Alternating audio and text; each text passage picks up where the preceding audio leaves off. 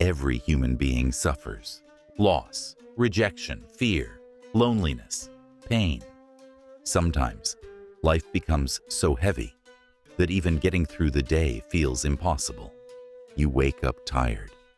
You smile when people ask if you're okay. You tell yourself to stay strong, even when part of you feels like giving up. And when hard times arrive, many people quietly ask the same question. How do I stay strong when life keeps hurting? But thousands of years ago, there were people who faced pain on a level most of us can barely imagine. Betrayed by family, rejected by society, mocked, exiled, tested in ways most people would never survive. And yet, somehow, they did not break. History remembers them as prophets. But maybe what makes their stories powerful is not that they were perfect. Maybe it's that they were human. They felt fear. They felt sadness. They faced loneliness. And still, they kept going.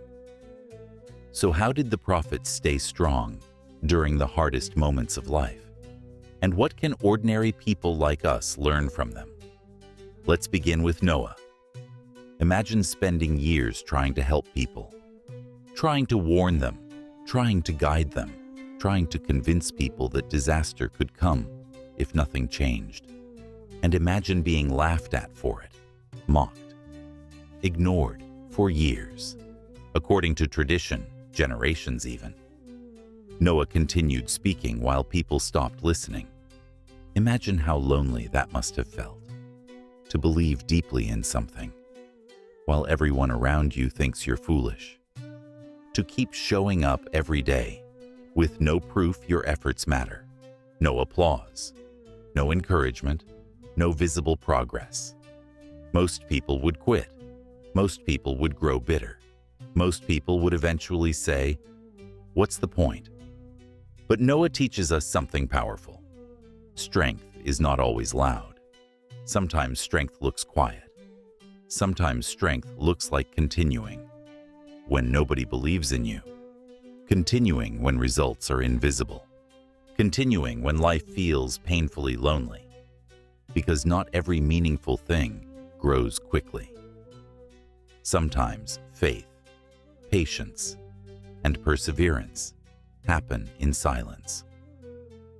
But rejection is not the only kind of suffering people experience, because sometimes the deepest pain comes from the people closest to us. And no story shows that more than Joseph. Joseph's story begins with betrayal, not by strangers, by family, his own brothers, people he trusted, people meant to protect him. Instead, they turned against him, sold, abandoned, thrown into a well. Imagine the confusion, the heartbreak, the feeling of asking, why would the people I love hurt me? And if that wasn't enough, he was separated from his father, taken far away, then later falsely accused of something he did not do, punished despite innocence, locked away in prison. Think about that for a moment. How many people become cold after betrayal? How many lose faith after injustice? How many stop trusting people forever? Joseph had every reason to become angry at life, every reason to become bitter, but somehow he didn't. Instead of letting suffering destroy him, he grew through it. He learned, he endured, he stayed patient in moments where most people would have given up hope, and eventually, life brought him face to face with the very people who had hurt him. The brothers who once betrayed him. And what did he choose? Not revenge, not hatred, forgiveness. Joseph reminds us of something modern life often forgets. Hardship is not always punishment. Sometimes hardship is preparation. Sometimes life is quietly shaping you for something bigger, even when everything feels unfair. Then came Moses, a man asked to stand before power itself, to confront Pharaoh, a ruler feared by millions. But here's something people often forget about Moses. He was afraid. He doubted himself. He worried he wasn't enough. He questioned whether he could truly do what was being asked of him. And honestly, who wouldn't? Most people imagine strength as confidence, as fearlessness, as never shaking under pressure. But the prophets teach something different. Strength is not the absence of fear. Strength is moving forward, while afraid. Courage is waking up uncertain and still showing up. It's speaking when your voice shakes. It's trying again after failure. It's refusing to let fear decide your future. Because bravery is not found in comfort. Bravery begins the moment fear stops controlling you. But perhaps no story reflects human suffering more deeply than Job. Because Job's pain did not arrive once. It arrived again, and again, and again. Loss after loss. Comfort disappeared. Stability disappeared. Health disappeared. The kind of suffering that changes everything. The kind of suffering that makes people ask impossible questions. Why is this happening to me? Will life ever feel normal again? How much more can one person take? And perhaps the hardest part of suffering is not always the pain itself. Sometimes it's the waiting, the silence, the uncertainty, the feeling that answers never come. Many traditions remember Job as a symbol of patience through suffering. But patience does not mean pretending pain doesn't exist. Patience means surviving the pain without letting it destroy who you are. And maybe that's why Job's story still matters today. Because so many people are quietly carrying pain nobody else can see.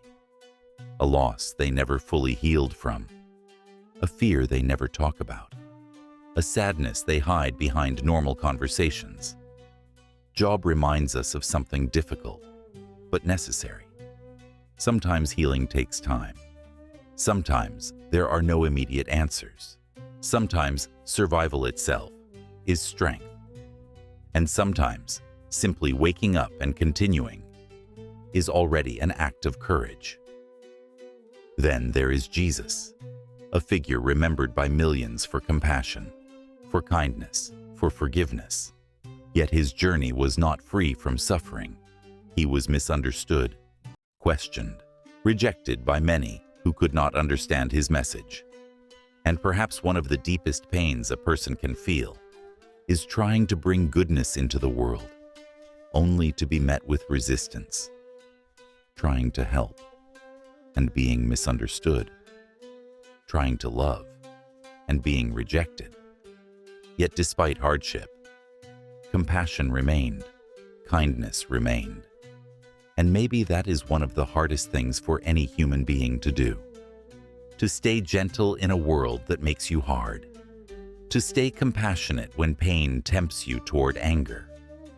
To not let disappointment turn you into someone you no longer recognize. Because suffering changes people, sometimes for the worse. But stories like Jesus remind us that pain does not have to erase kindness, that even in difficult moments, grace can survive, compassion can survive, and humanity can survive. And finally, Muhammad, a man who faced hardship after hardship, loss after loss, ridicule, persecution, opposition, moments of deep grief.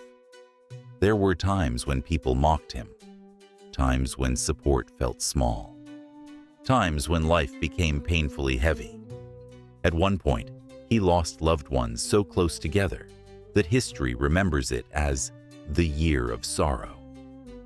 Imagine carrying grief while still being expected to lead.